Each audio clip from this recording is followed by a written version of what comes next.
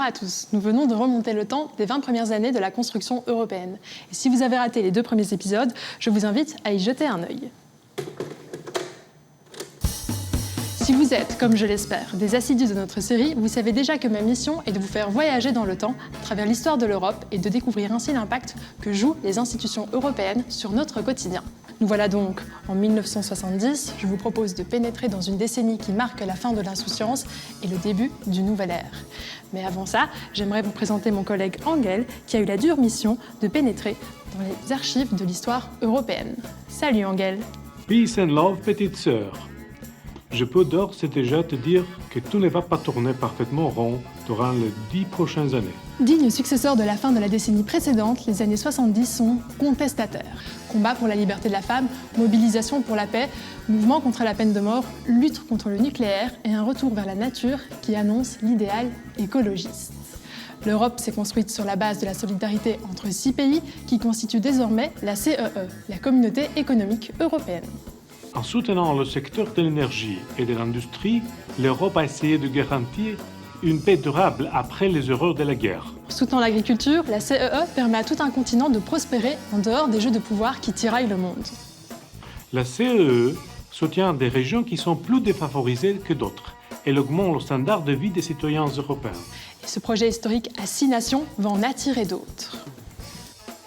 Le Danemark, l'Irlande, le Royaume-Uni rejoignent en 1973 dans la grande aventure européenne l'Allemagne, la Belgique, la France, l'Italie, le Luxembourg et les Pays-Bas. À 9, on est plus fort qu'à 6, même si on augmente de la sorte les disparités, les intérêts et les priorités. De nouvelles inégalités apparaissent entre les régions de marché commun élargi. Plus que jamais, il faut composer pour répartir les richesses au mieux.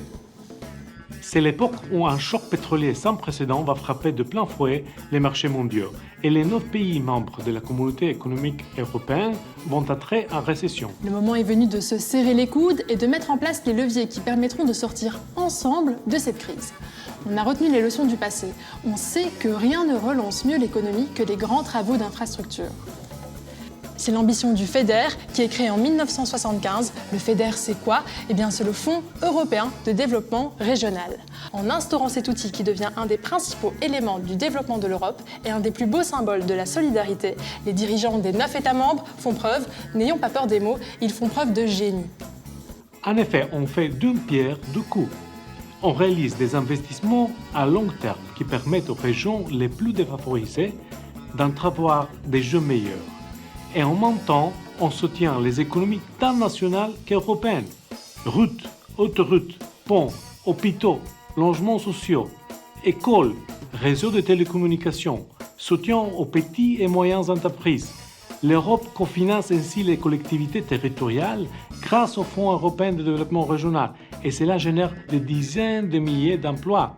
Cet immense coup de pouce constitue un véritable levier dans le dur contexte social de la restructuration industrielle qui touche la classe ouvrière. Si l'on prétend souvent que les années 70 sont celles de la grande désillusion et de l'avènement de l'individualisme et de la remise en cause du pouvoir politique, la construction de l'Europe reste un espoir pour le citoyen de vivre mieux.